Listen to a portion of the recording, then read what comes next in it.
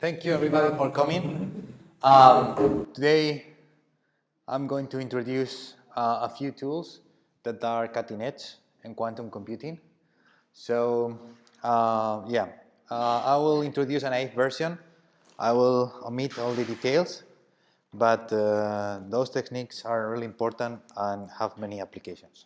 So first thing I would like to begin with, it is the block encoding. So basically, when you have an Hermitian matrix, you can define the block encoding. Why do we want to do this block encoding of the matrix? Because that will enable us to transform the singular values of this matrix. So the steps that we are going to follow, it is that we have the Hermitian matrix. We are going to implement a block encoding of the Hermitian matrix. And then to this block encoding, we can perform one of the hottest topics in quantum computing, which is the QSVT, quantum singular value transformation. So basically, this encoding of A is kind of something that has A in one of the blocks, particularly in the one that is composed by the projection of 0 and 0 in this subspace. And once that I have this, I can apply the quantum singular value transformation. So that's going to enable me to have a block encoding of a polynomial transformation of the Hermitian matrix in here, okay, in the subspace. So obviously, I'm going to give you an overview of this. Why is this important? Because so many quantum algorithms can be understood as a certain polynomial transformation on the amplitudes. So this is leading to one of the most cutting edges fields, which is the unification of algorithms. And plenty of them have been seen as a particular case of polynomial transformation of singular values. So even we are going to go one step back, and I'm going to introduce you a particular case of block encoding, which is pretty interesting for the topic to which I'm going to connect this, which is information loading. I'm going to give you the overview of this. So basically, well, we have a Hermitian matrix and we want to do the block encoding. So the three main features of a block encoding are the following ones. So I have a matrix A and I want to achieve the block encoding of this matrix, and this is characterized by three numbers that you should keep in mind. So the first one, it is alpha, which is the proportionality of the matrix that I am able to encode and the actual matrix that I want to encode. So instead of encoding alpha, I may encode alpha over 2. So in this case, we'll have that alpha is 1 over 2. So it can be proportional, right? Second number that we have to keep it in mind is how much larger my space must be to be able to do this encoding. So how much do I have to dilate my space? How many ancillary qubits do I need? So typically this is called A. And the last quantity, so basically this matrix, for instance, let's say it's 2 to the n times 2 to the n, so it's an n qubit matrix. And when I implement this operation, I will need n plus a ancillas. So this is the number of ancillas because this is living in this space. So this is the number of ancillas, and finally epsilon. Why? Basically because maybe I cannot get an exact representation of A, and I can get something which is roughly approximated. So formally speaking, we are going to have that the matrix that I want to encode minus 1 over alpha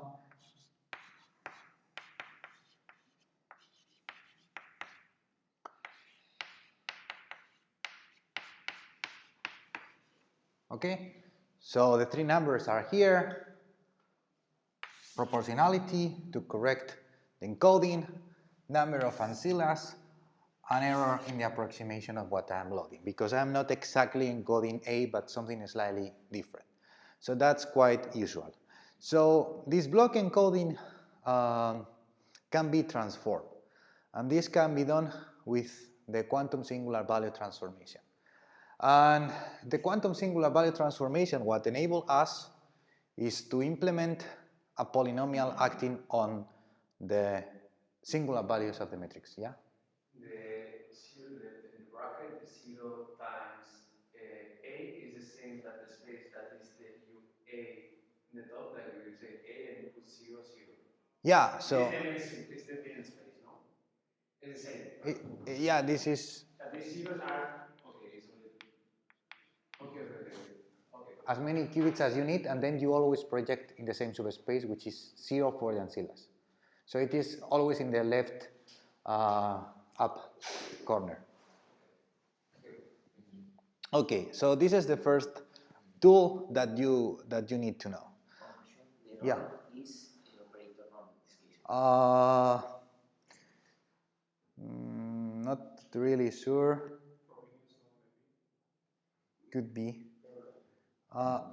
Could be defined according to the norm. I mean, this epsilon could be in a given norm, but I mean the definition is understood that you have a given error in a certain norm. Depending on how you achieve that encoding, you may be interested in describing one or other, but it's not particularized in general. Though I could check what's like the broad way of doing this. Okay. So basically, once that you have this encoding, what you can do is achieve a particular transformation. And that transformation is going to be given by a polynomial. Okay? So, in general, our polynomial is going to be defined on real numbers.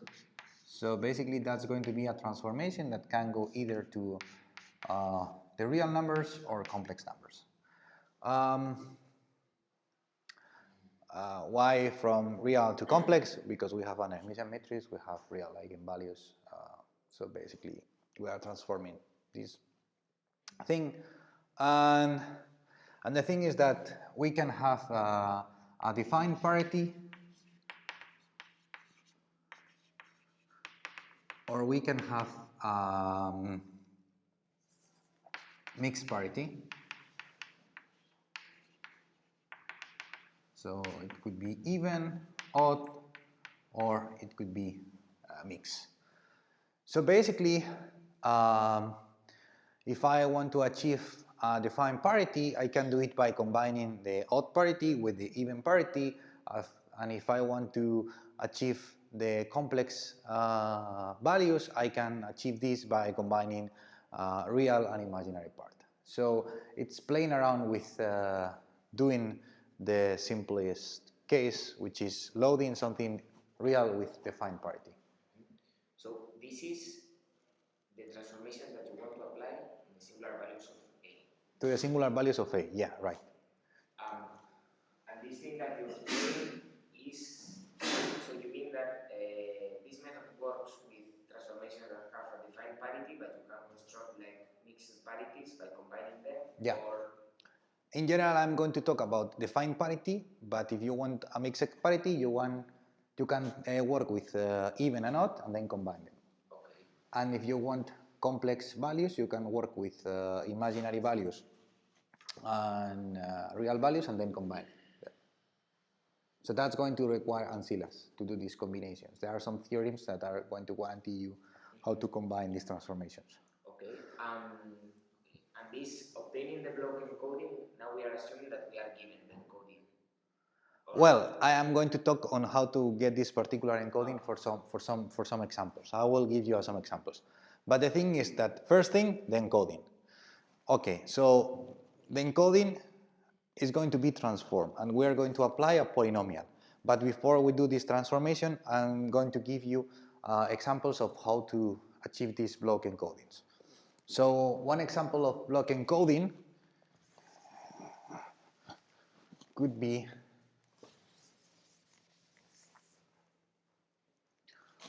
where's my, okay, oops.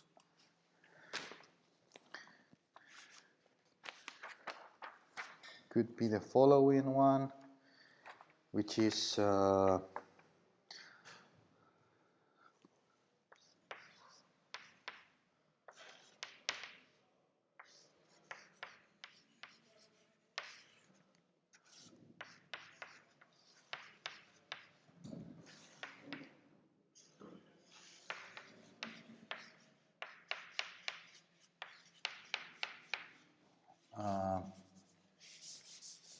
let me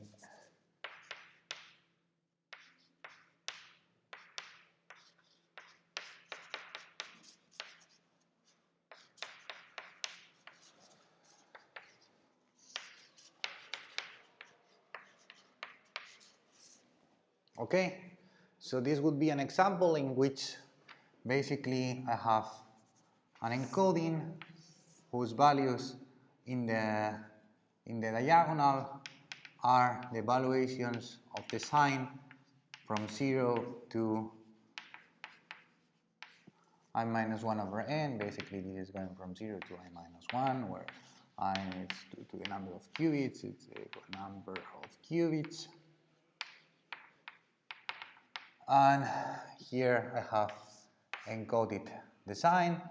Here there's nothing, this is diagonal, and here I have encoded the cosine.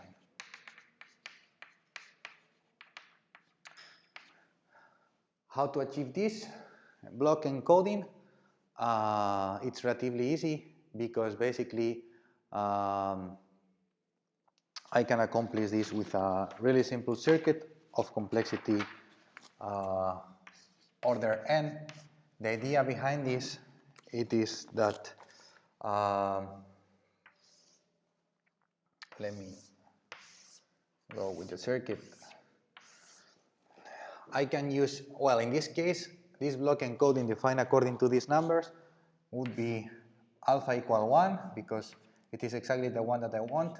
I only need one auxiliary qubit, and it is exact because I don't have errors. The way of doing this, it is I have an ancilla here, and I have my qubits, qubit number 1, qubit number n, and I'm going to implement a rotation in the ancilla depending on the value of the qubit. So that's going to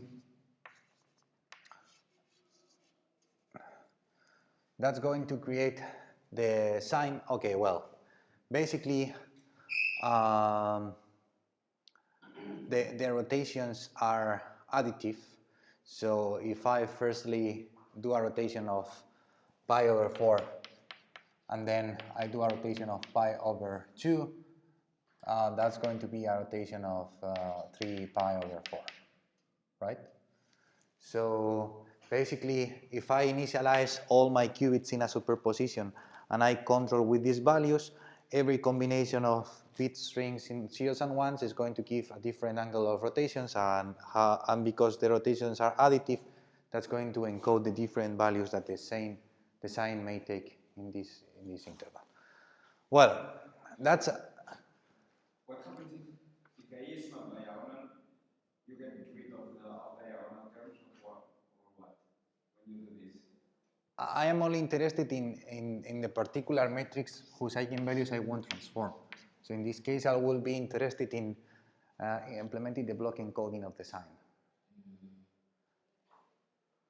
But if your block is a matrix of n dimension and you only have one ancilla, how do you get this diagonal form you will have? You will get a sum. But you are speaking that you want a block diagonal. No? Maybe I don't, but I see that you have only one ancilla. You have the matrix. Ancilla is like n-dimensional, or is? The ancilla is one-dimensional. I only have like one ancilla. It's just one qubit. One qubit, but the matrix A is a matrix. A is a matrix of n qubits. So I'm okay. U has n plus 1 qubits and A has n qubits. A is Hermitian and this transformation is unitary. So I think the issue is that you are using the letter A, capital A, to refer to the ancilla. Oh, I'm sorry. Okay. Ancilla. Yeah, that's ancilla. Okay. So here, the small a, so the number of ancillary qubits, will be given depending on the transformation you want to apply. No, it's a definition given the block encoding. So the transformation, it's going to require an overhead of resources depending on the number of ancillas that you have. So how you get the block encoding, it's your problem, it's your black box. So in this particular case, this is an example of how to get the block encoding of the sign of a matrix whose singular values are the evaluations of the sign on different grid points. And I'm going to give you a different example right now, which is how to get the block encoding of a state, knowing how to load this state in amplitudes. And that's going to be the main example, which is part of our work. So basically, thing it is that we have a definition of block encoding and it's defined by 3 parameters. Proportionality, number of ancillas, and error that I'm incurring into when doing this. So in general, getting a block encoding of a matrix is not something trivial. This only is giving you a tool of transforming the block encoding. So a particular case of this is given by the following setup. So let's go one step back. So I'm going to come here to the beginning. And basically, let's imagine that we have an n qubits state. And after applying a certain unitary, let's call this unitary U F, we are going to obtain a vector whose amplitudes are given by the function evaluated in the different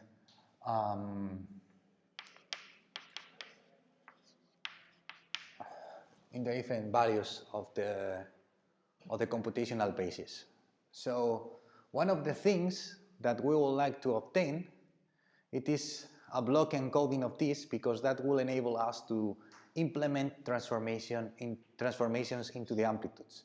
In particular, if the state that I had here was the identity, and the identity is the linear function, if I had the state, once that I transform this state, I'm going to obtain the representation of any polynomial. Because if I transform the identity, I'm going to obtain the polynomial itself. Because applying a polynomial to I, I'm going to obtain P of I. So by encoding the linear function, I will be able to then encode any polynomial. I don't know if you get this idea. If I didn't have these amplitudes, I will be applying the polynomial to an arbitrary set of amplitudes, and that's not going to be a good representation of the polynomial. I mean, you can always have imagine the maximally entangled state, which has these amplitudes. And I can pick a polynomial, and after applying the polynomial, I will have the polynomial evaluated in these points, but all of these points are the same. So I'm doing basically nothing because I'm obtaining the same state.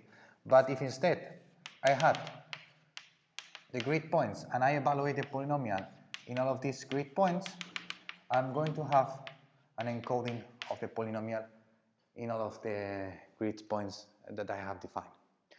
So the main problem in this regard of block encoding was, how can I go from a unitary that is preparing some amplitudes, that is encoding this state to a matrix A that, well, not to a matrix A, to a block encoding where these amplitudes are diagonal.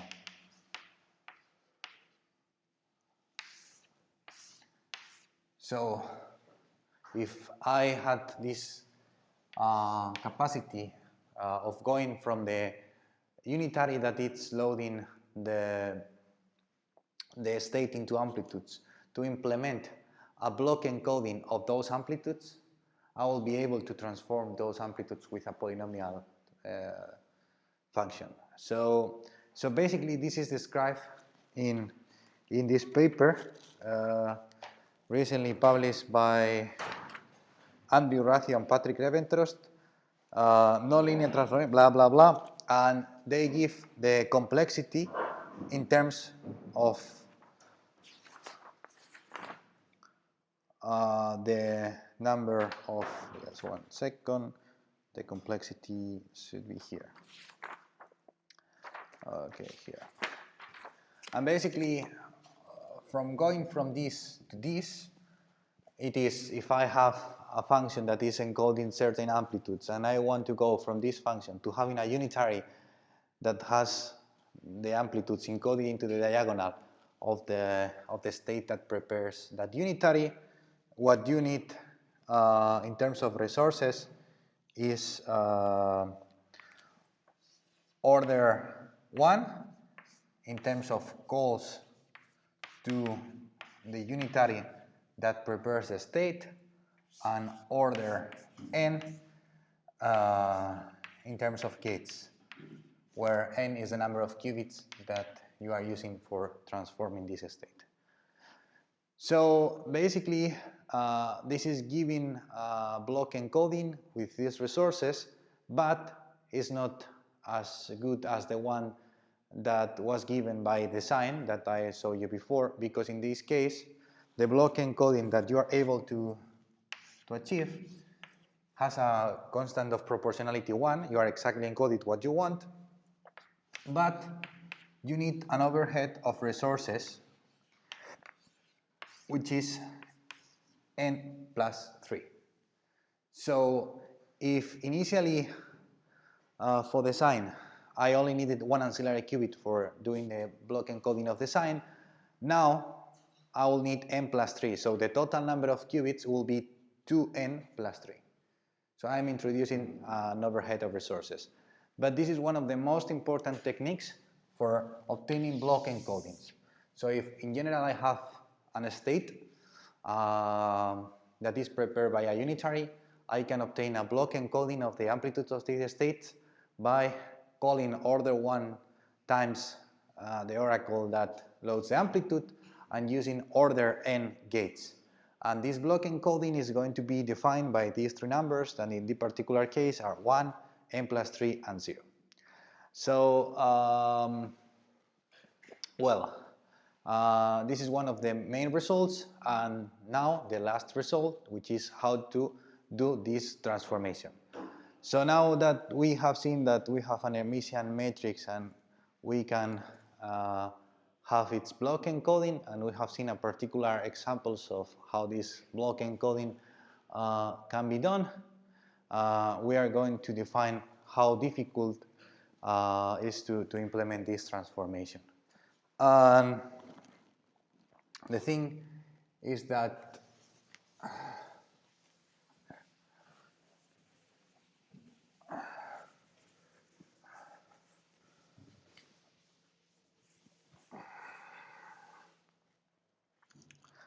in general, I want to do a transformation, and that transformation it's going to be given by a polynomial applied to the block encoding.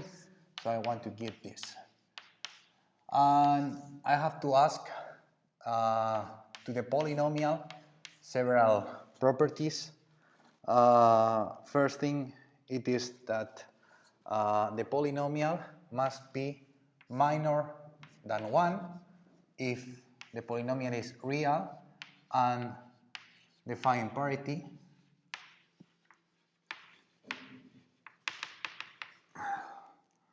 minor than 1/2 if real and mixed parity,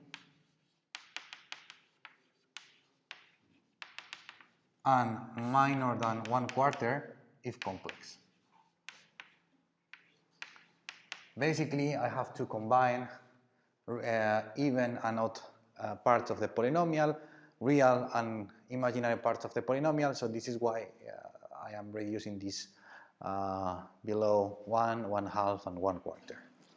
So once that we have what we need to ask to the polynomial, if the initial block encoding of A, it is alpha A epsilon, the block encoding that I can achieve of the transformation is going to be 1 A plus 2 4k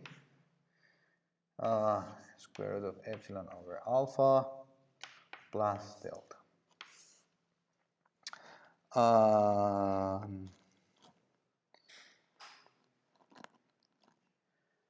Well, I'm going to substitute D with D. Okay. So, what does it mean? Basically, in the block encoding, I'm only adding 2 additional ancillas. Well, actually, the number of ancillas will depend. And if the parity is defined, it's going to be 1. If the parity is not defined, it's going to be 2. And if it's real and imaginary, I mean, if it's complex, it's going to be 3. So the number of ancillas that you need to implement this is going to depend on the polynomial that you want to implement. And in general, the simplest case with a real defined parity, it's going to be 1. Then it's going to be corrected in terms that if originally this is proportional, in the end I can fix this with a dilation. And I'm going to introduce 2 sources of error. One of these is coming from propagation of the original error, which is this term. So basically here D is the degree of the polynomial, which is this one, and I am propagating the original error of the encoding. So if the initial encoding has no error, this term is going to vanish.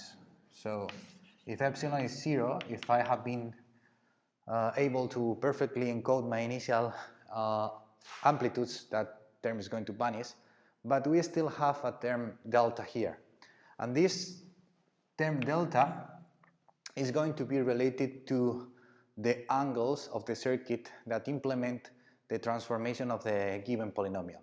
And this is a computational cost that is classical, because before implementing my circuit, I need to compute the angles, and the accuracy that I can have classically for computing these angles that implement the given transformation, it's going to be given by this error delta. So basically, the number of resources that you need to do this transformation, it is order degree of polynomial, number of initial ancillas in terms of gates,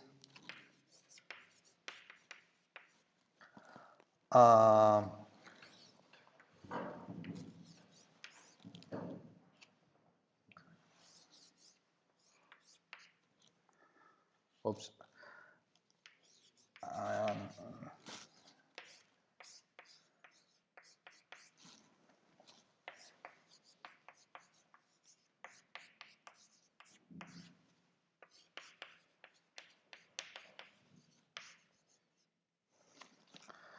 So basically, that's going to require this number of gates, which is proportional to the degree of the polynomial that you want to implement to transform, are the number of ancilla qubits that you have for the initial block encoding. Then you will need to call the unitary that is doing the encoding of the Hermitian matrix as many times as the degree of the polynomial. So basically, we are propagating this. And finally, we have a classical cost of pre-processing the angles that are giving you the transformation that scales in terms of the number of the degree of the polynomial and the accuracy of the final block encoding. Okay, so these are the things that I wanted to tell you, and finally I would like to put all of this in a row. And the idea of putting all of this in a row, it is the following. Okay. Any question here of the techniques and what they do? Is it clear? Okay. Okay, so now we can put everything in a row.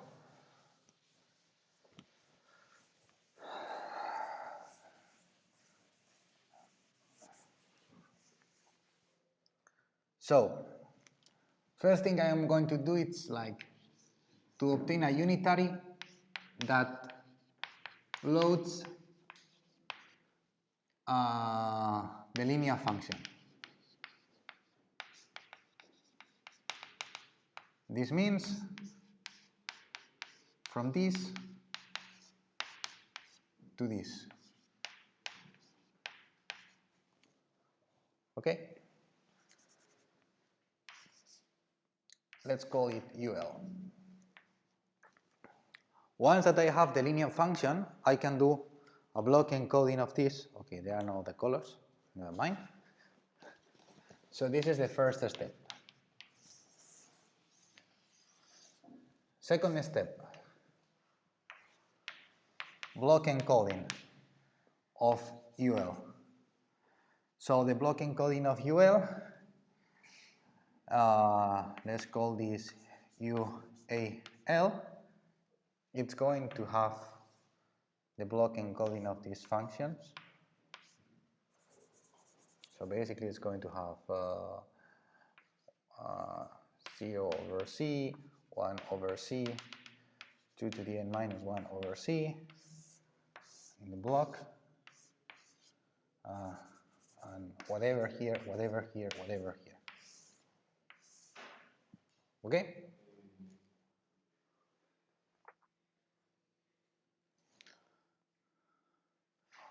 Why is this the block encoding of Because I am encoding the amplitudes of UL into this subspace. I don't really care what is like the rest of things. My only warranty is that the block encoding is diagonal. It's not the block encoding of UL. There is a. It's a kind of block encoding of the state. It is the block encoding of. Okay, let's call this. Okay, let me be more accurate. This is. So it's not that you are getting like the yeah. metrics and encoding in the block. So let's say A is this state. So I am calculating the block encoding of this state. No. No. I'm wrong. I'm calculating the this block encoding. J equal 0 to 2 to the n of k.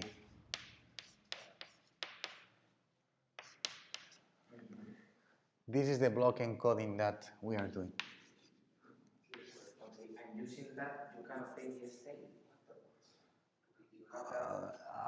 Okay. So first thing is this.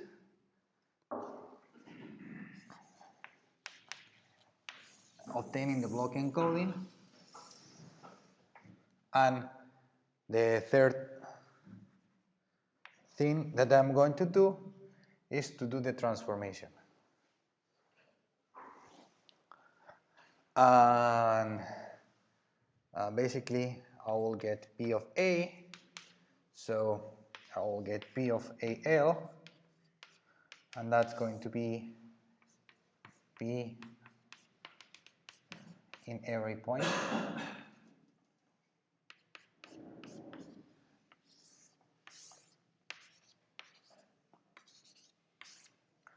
Okay, And last step, once that we have completed this, it's retrieving the state. So now this is a unitary.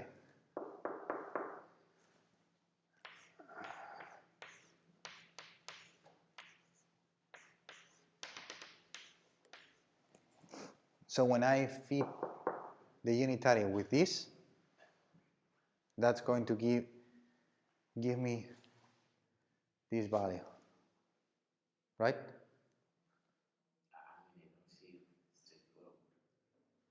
Plus something else. So basically,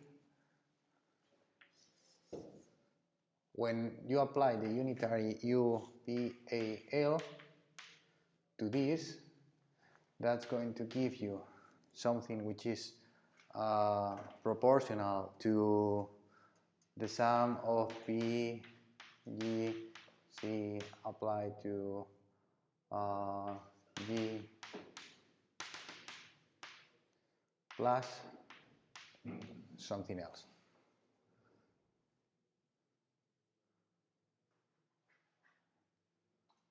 The zeros correspond to the first block. The zeros corresponds to the ancillas, which are the ones that once projected is giving you this. And then when you get something else? Let me think. Because of the lower block. Of the? Yeah, of the lower block. And the thing is that this is almost the codification of the polynomial into the amplitudes. So I will be interested in something which is P of J, J. So I have the polynomial encoded into the amplitudes. And here the only thing that we are missing is the amplitude amplification. So once that we implement the amplitude amplification, we can enlarge the amplitude of this subspace, and that's going to give us something arbitrarily close to this state here. And it's basically what we have done. How do you implement this amplitude amplification in this case? Well, the amplitude amplification, it's going to require to call the whole circuit that prepares this state. Right? Amplitude amplification, well, okay, when you have, so imagine that you have an initial state, and after a certain unitary, this is a phi plus whatever. So basically amplitude amplification needs to call U, a quantity of times that is related on how large this amplitude is with respect to 1. So the number of calls that you need to do to amplify this amplitude is going to depend on how large this amplitude is. In other words, if instead of using amplitude amplification, you think about doing a post-selection and measuring the qubits in the desired subspace, you are going to obtain a probability of success which is proportional to the mass of probability that you have in the desired subspace. So the ratio of success is going to depend on the amplitude that you have here. And it's not going to depend on how large the space is.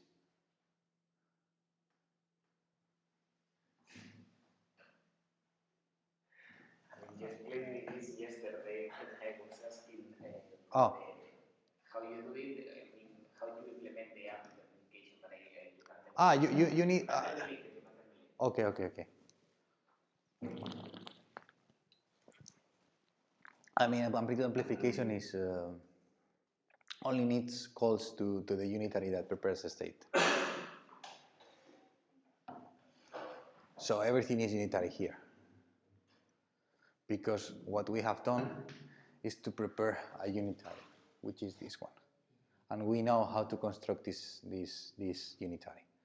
And in general, the cost of building this unitary, it's the number of qubits times the degree of the polynomial, by combining all the results that I have shown you before. And times the cost of, well, no, it's not exactly this, it's this. And then basically you are going to have an extra factor which is given by the amplitude that you want to amplify. So roughly, that's going to be the cost of the algorithm.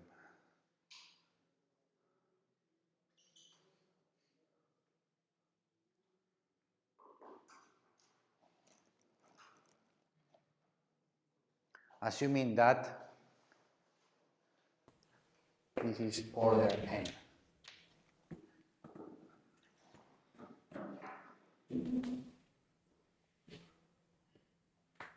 Because if that's order n, this block encoding from UL to UL is order n, and the transformation of the polynomial is order dn.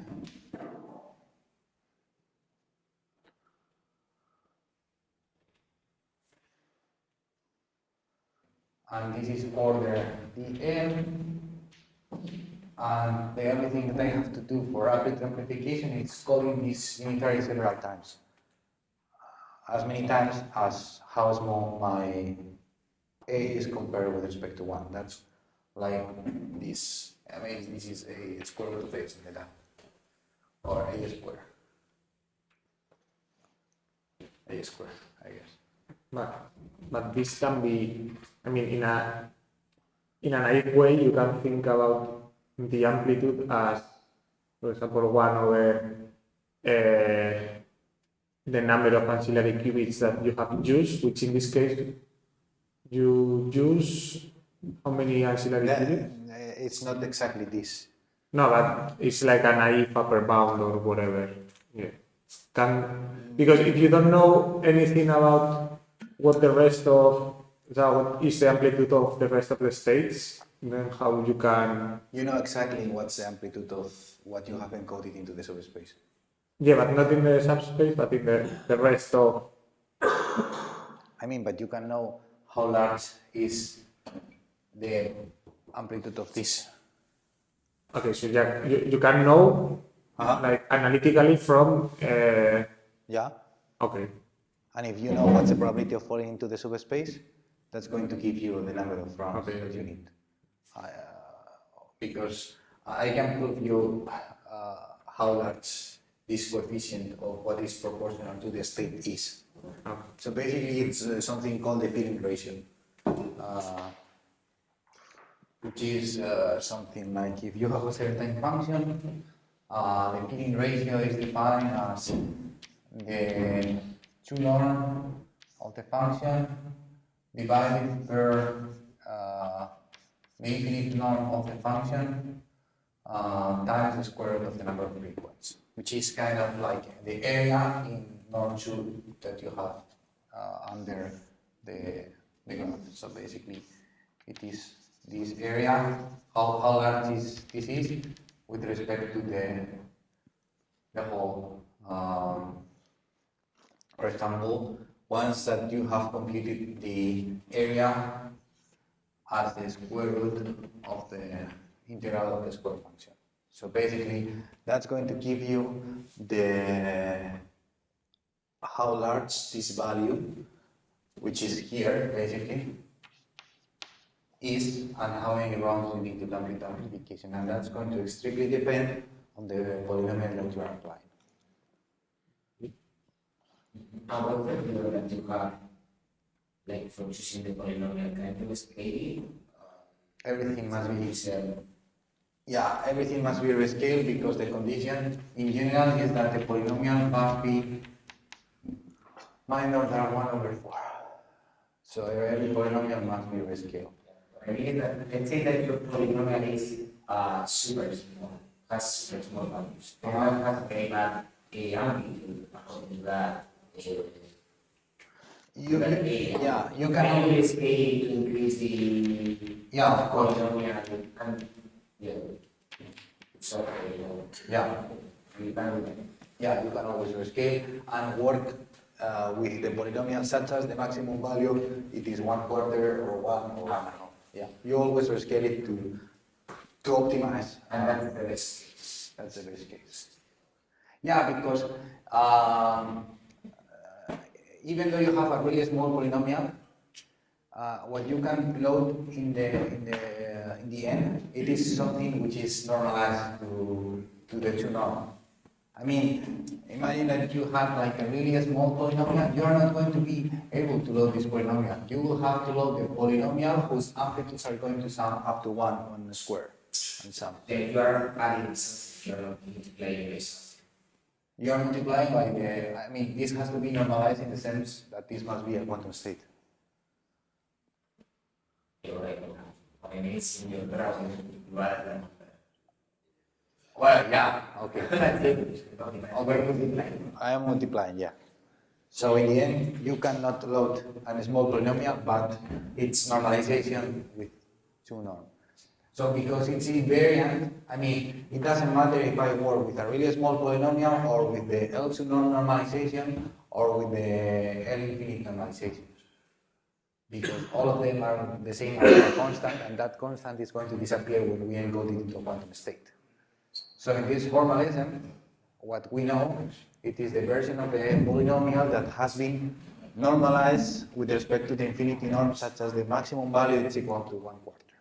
So we always rescale it. So your polynomial, you can normalize it with respect to the infinity norm, but then you need some normalization with respect to the two norms. No, I'm saying that the transformation that I want to analyze is going to be analyzed from the perspective, okay, the thing is that the polynomial of which I can implement the transformation must be minor than this value.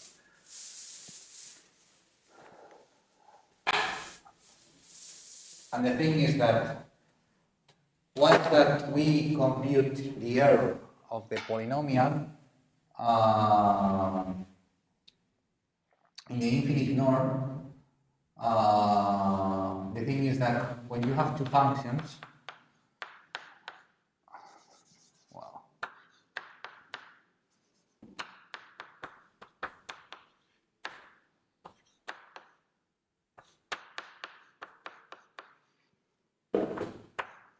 Okay, so imagine that you have two functions, both normalized with infinite norm, and this is minor than gamma. Then there is a straightforward connection of this with the trace norm. Okay, this is infinite. And now when I take the trace norm of the state representing the encoding of f with the state representing the encoding of f tilde, that's going to be minor than gamma over